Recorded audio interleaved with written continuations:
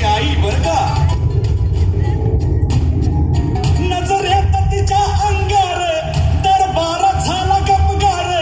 कोणी घेईना पुढाकार, साऱ्यांनीच मानली हार. इतक्यात अचानक एक सरदार उठला, बोलला, हम लाएंगे शिवाजी को. आणि त्यानं विडा उचलला.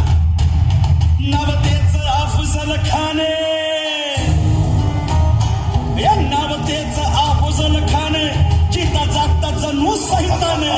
कान बोलला छाती ठोकून, शिवबाला टाकतो चिरडून.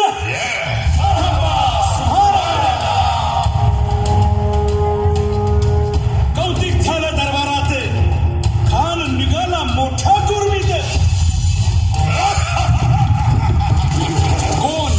कोण रोखणार हे वादळ. इकडं निजाम, तिकडं मोगल, पलीकडं इंग्रज. जो तो हेच बोलू लागला, राजाची सेना मुठभर. खानाला कसा थोपणार, काय लढवावा हुन्नर. चिंतेत पंत सरदार. महाराज, आपला जीव मोलाचा आहे. खानाचं सैन्य अफाट आहे, त्याच्यासमोर आपला टिकाव लागणं अवघड आहे.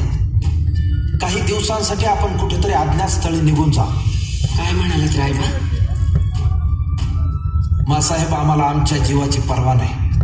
राजांचा जीव वाचणं गरजेचं आहे. रायबा, शिवबा केवळ आमचा पुत्र नाही, तर अवघ्या मराठी जनांचा स्वाभिमान आहे. या मातेने आपला पुत्र गमावला तरी 72, परंतु भ्याडपणे पळून जाऊन या मराठी मुलखाचा स्वाभिमान गमावता कामा नये. अशा वाघिणीचा त्याग छावा.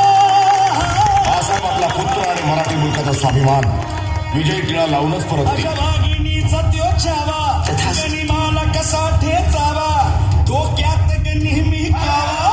भेटीचा धाडला सांगावा.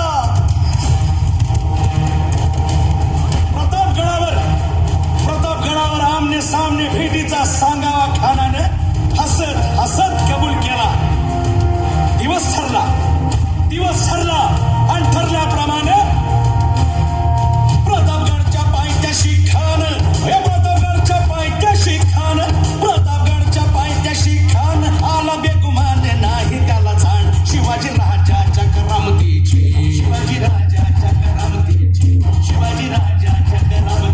आणि त्यास नाही जाणीव शेतीची. आणि करील काही कल्पना युक्तीची. खानाच्या भेटीसाठी महाराजानं एक शानदार शामियाना उभारला होता. भेटीसाठी खान उभारला नक्षीदार शामियान्याला.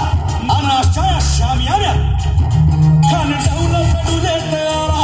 तय्यद बंडा त्याच्या संगतीला, शिवबाच्या संगती महारा. राजाला पाहून खान म्हणतो कसा, आओ शिवाजी, आओ हमारे गले लग जाओ. आओ. खान हाक मारी तो हसरी. खान हाक मारी तो हसरी.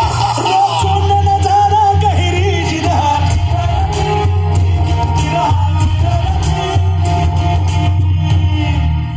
खानानं राजाला आलिंगन दिलं आणि दगा केला. खानाचा अभिमान मान्याला. कटारीचा वार त्यानं केला. खर आवाज झाला. चिलखत होतय अंगाला. खानाचा वार फुका गेला. खान गडबडला. इतक्यात महाराजानं पोटामध्ये पिचवा ठेकेला. खाटचा नारा केला. टरा फाडलं पोटाला. तडा गेला खानाचा कोटला. भाई रे आला जी.